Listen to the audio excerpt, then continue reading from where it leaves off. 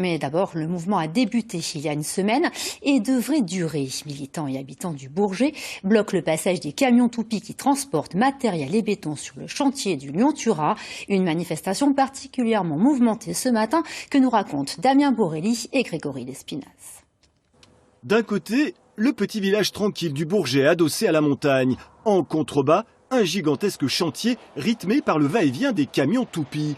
Grandi dans la vallée, au pied du parc de la Vanoise, Dany Buisson a vu le paysage transformé au gré des avancées du chantier ferroviaire du Lyon-Turin. En face, c'était une très belle forêt qui a été déboisée pour mettre des gravats. Tout le bas de la vallée, c'était des jardins. On est au pied de l'arc. Ça servait aussi de zone en cas de crue de l'arc, pour que l'eau n'aille pas sur Modane, mais s'arrête ici. Et du coup, maintenant, c'est ça. C'est des gravats partout. Avec d'autres habitants, élus et militants écologistes, Dany a participé dès 5 heures ce matin au nouveau blocage symbolique des toupies chargés d'acheminer le béton pour la réalisation d'un puits d'aération du futur tunnel ferroviaire. Devant une cinquantaine de gendarmes, les manifestants ont tenu à montrer leur opposition au chantier.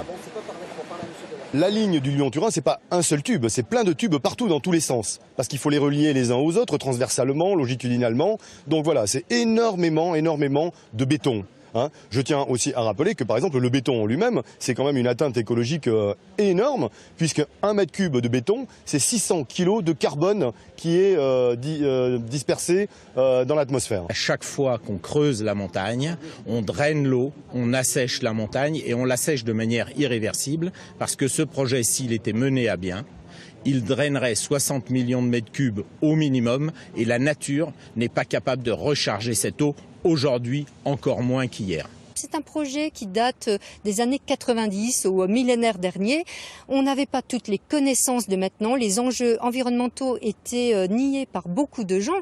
Donc la moindre des choses, c'est de reprendre le dossier, de le redéployer et de voir toutes les anomalies qu'il comporte. Dernière sommation.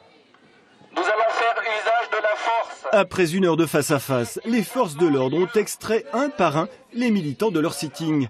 L'un d'entre eux, Philippe Delhomme, prof d'histoire très engagé pour la cause environnementale en Maurienne, a été arrêté et placé en garde à vue à la gendarmerie de Saint-Jean-de-Maurienne.